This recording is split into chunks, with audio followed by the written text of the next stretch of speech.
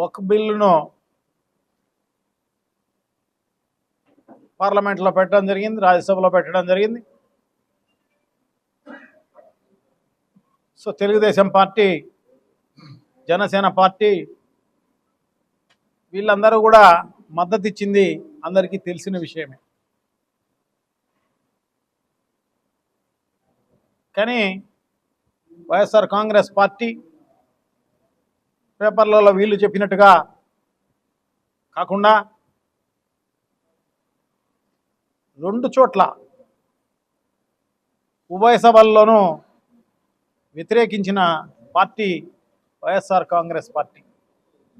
ఎందుకంటే మైనారిటీలు, ముస్లింలు వాళ్ళ అభ్యున్నతిని కాంక్షిస్తూ గతంలో రాజశేఖర రెడ్డి గారు అయితేనేమి, తర్వాత జగన్మోహన్ రెడ్డి గారు అయితేనేమి చిత్తశుద్ధిగా వాళ్ళ కోసం పనిచేసిన పరిస్థితి.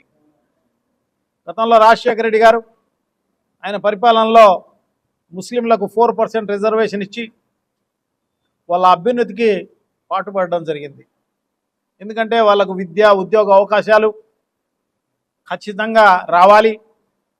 ఎందుకంటే ముస్లింలు అక్షరాస్యత తక్కువగా ఉంటుంది, వాళ్ళు అక్షరాస్యత తక్కువగా ఉంటుంది కాబట్టి వాళ్ళందరినీ కూడా బాగా చదివించాల్సిన అవసరం తప్పకుండా ఉంది.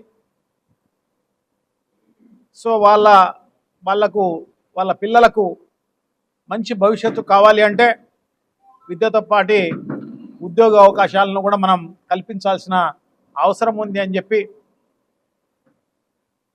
వ్యతిరేకించే వాళ్ళు వ్యతిరేకించిన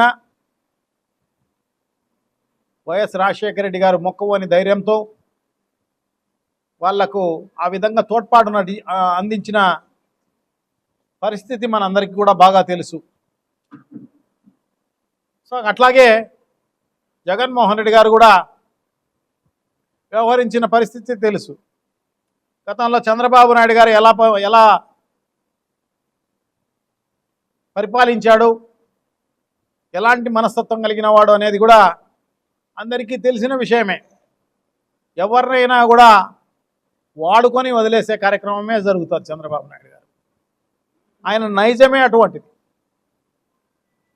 ఎలక్షన్లకు అవసరానికి తగ్గట్టుగా మాట్లాడే కార్యక్రమం చేస్తాడన్నమాట. అది అబద్ధాలు కావచ్చు, ఏమైనా కావచ్చు.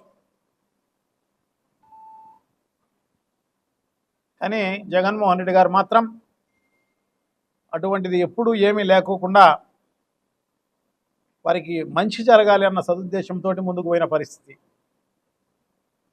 మైనార్టీలకు డిప్యూటీ ముఖ్యమంత్రి పదవి ఇవ్వడంతో పాటు వాళ్ళకు సంబంధించిన అన్ని మాస్కుల్లోనూ ఉన్న వాళ్ళ ఇమాములు, మౌజాములు వాళ్లకు నిజంగా చాలా కష్టాలు పాలవుతున్నారు వాళ్ళు. సో వాళ్లకు ఏదో ఒక వృత్తి కల్పించాల్సిన అవసరం తప్పకుండా ఉంది అన్న ఉద్దేశంతో వాళ్లకు 5,000 రూపాయల గౌరవ వేతనాన్ని ఇచ్చిన పరిస్థితి కూడా మనందరికీ కూడా బాగా తెలిసిన విషయమే.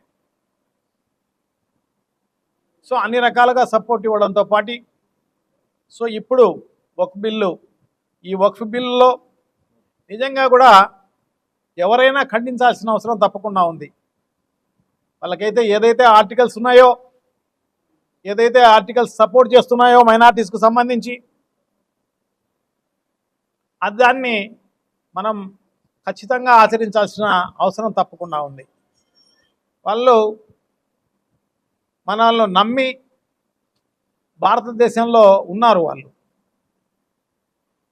సో ఇక్కడ ఏమి జరగదు, అన్యాయం జరగదు, సెకండ్ స్టేజ్ సిటిజన్స్ మాదిరి చూడరు అని చెప్పేసి ఆర్టికల్స్లో ఆ సౌలభ్యాన్ని కల్పించడం జరిగింది అంబేద్కర్ గారు. దాన్ని తూచా తప్పకుండా ఆచరించే వ్యక్తి జగన్మోహన్ రెడ్డి గారు. అందులోకి సపోర్ట్ చేయాల్సిన అవసరం తప్పకుండా ఉంది అన్న ఉద్దేశంతో. ఎందుకంటే వక్ఫ్ కమిటీలలో అంతా కూడా వేరే కులం వాళ్ళు ఉంటే నష్టం జరుగుతుంది తప్ప వాళ్లకు లాభం జరిగే అవకాశం లేదు. అందులో వక్ఫ్కు సంబంధించిన భూములన్నీ కూడా